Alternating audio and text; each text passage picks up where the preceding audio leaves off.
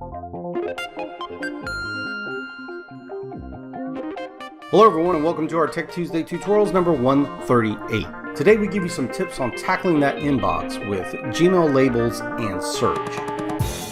Now this information comes from a presentation I do called Inbox Zero, and I'm only covering some of that presentation in this. We're focusing on labels and searching. I will do a follow-up Tech Tuesday that will get into filters and categories and probably stars and starring. But first things first, let's take a look at labels.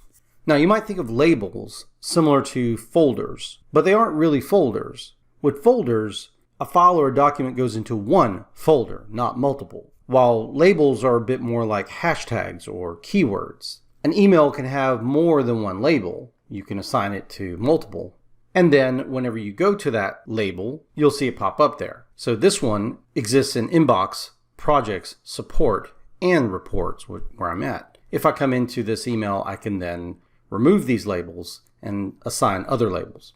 This is really important because 6 months after you've dealt with an email, you may not remember what folder you put it in, but labels allows it to be in multiple places, so that's really strong. You can also search for them. And there's actually something kind of interesting here. Whenever I click on reports, you'll see that the search box up here gets this command called label:reports. If I go here to projects, it does the same. So we'll get into this a little bit more with searching, but this is a query. When you click on a label, you're actually performing a query and it's giving you a result of all the mail that matches that query. That means that has that label.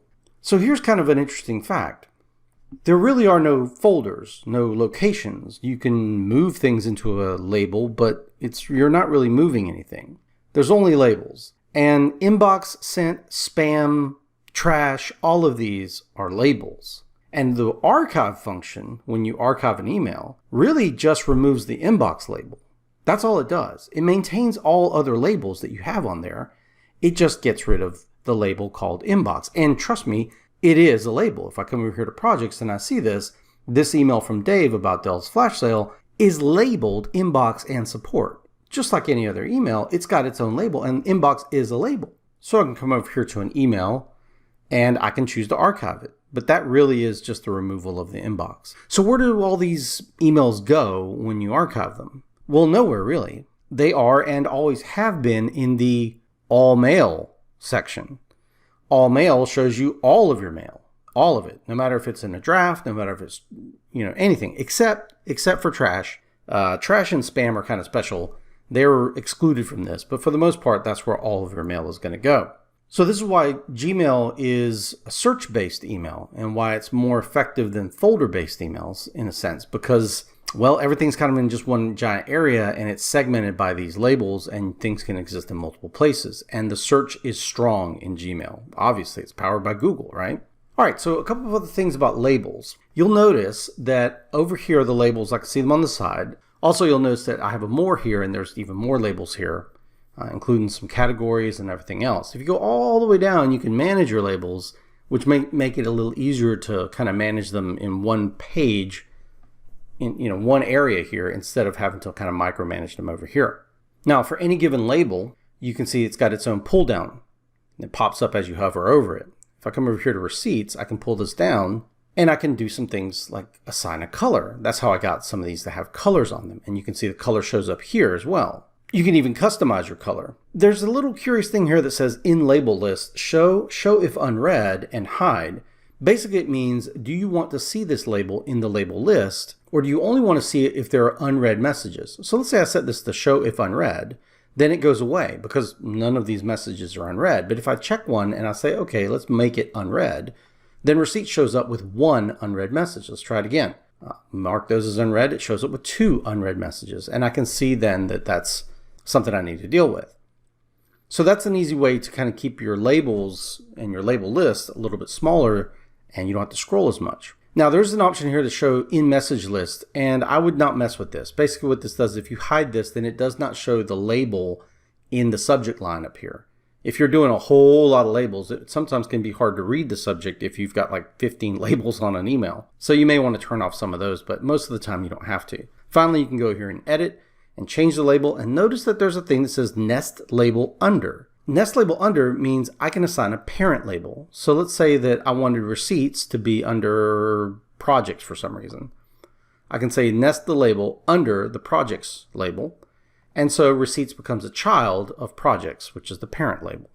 At any time when you've got an email open, you can come over here and hit the labels, and you can create new ones or manage them from here, in addition to getting to it from here. Now, what if I wanted to search by labels? Well, you could just go click on it, but let's just say I wanted to kind of combine that. Well, I can come up here and say, let's pretend that there's a bunch of emails here. I can go up here to labels, projects, and I can search for Dave. And then it'll turn up this one. Notice also that there's a lot more options here under search that it kind of suggests, oh, hey, do you want to find one from Dave with an attachment that was sent to the recent staff, exclude any kind of social emails, or things like that? Or do you want it to be from Dave Roots, not just have the name Dave in it? Now, if you're from Outlook, you may be tempted to kind of file everything into a label, but I would actually encourage you not to use labels so much because the search is just that strong. In fact, my advice is for you to search more and label less. The reason is that it's just so much more effective whenever you're using labels for something that's a little bit more hard to pin down. For example, I've got a label called support, and underneath that, I've got a label called feedback. And so if we are receiving positive feedback, I like to put some of those emails there.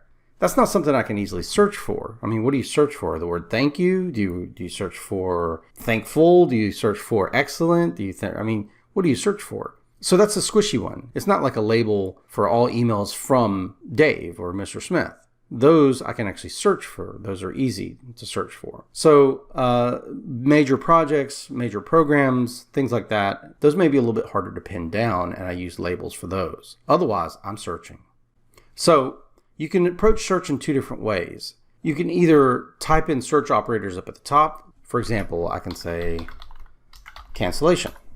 Well, what if it's cancellation, but I also want it to have something to do with the word son?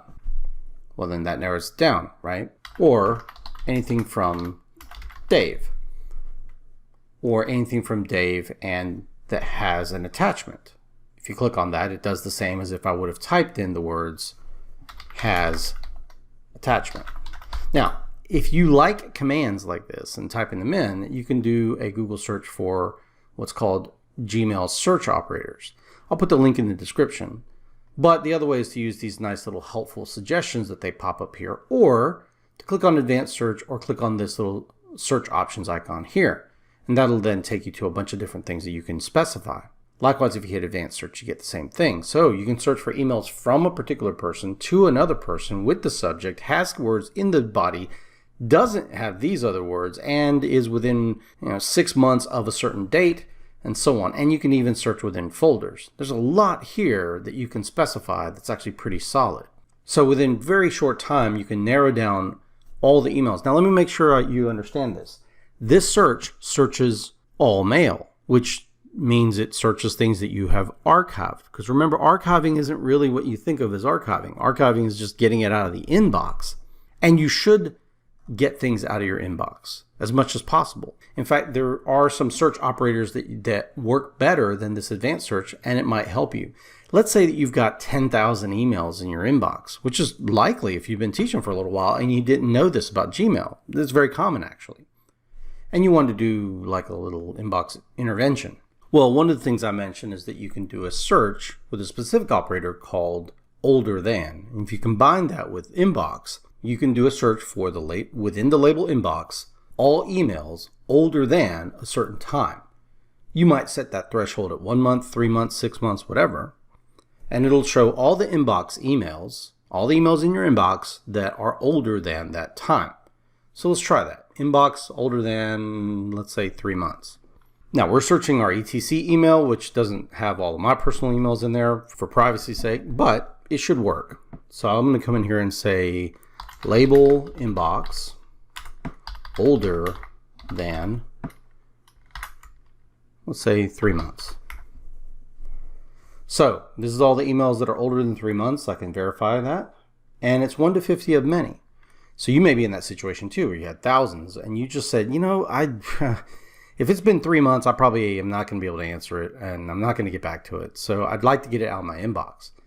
So one thing I do is I go up here and I select. Now, if you select more than 50 items in one screen, if there are multiple pages, up at the very top, you'll see all 50 conversations on this page are selected. Select all conversations that match the search, which will then select even those beyond the first page. And at that point, I usually just hit archive. Now, that might make you nervous because you're like, oh, I'm worried this is all going to go away. Remember, it's not. It stays in all mail. You just have to search for it. Now, if you want to, you can come up here and instead apply a label to it. So I might create a new label, and I might just call this old. And I'll put a little dash so it shows up at the top because it's in alphabetical order. Oh, and by the way, I should mention when you're naming these things, you can come in here and use emojis. So if you watched a Tech Tuesday before, the Windows period key will bring up an emoji menu. And I can come in here and maybe assign these books because it's kind of like an archive. Yeah, great. So I'll do that. Instead of the dash, create, and it says, oh, you're about to apply a label to like all these emails. That's fine, I'll do that. And that way I'm applying a label to all these emails, and I can then select them all again because it deselects them when you apply a label, and then archive them so that they get out of my inbox, but they still have the old label. So now I look in my inbox and I only have these things. Cleared out, done. But if I ever need to, I can come over here and find all that stuff in the old label. Now, that's just being super safe. At the same time, once you get kind of used to it, you realize that you can just hit archive and look for them as you normally would look for things. But this gives you a little bit of peace of mind. Right, so the searching is really, really strong. I encourage you all to archive, archive, archive. If you don't need it right now, archive it. If it's a long-term receipt, make a label called receipts and archive it. Because remember, archiving just gets it out of the inbox. It's still located wherever you happen to place it in terms of labels.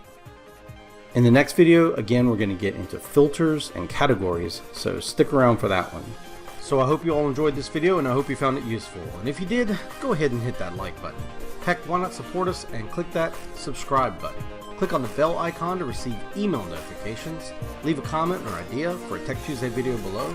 Share this video with your friends, and we'll see you guys in the next video. Bye-bye.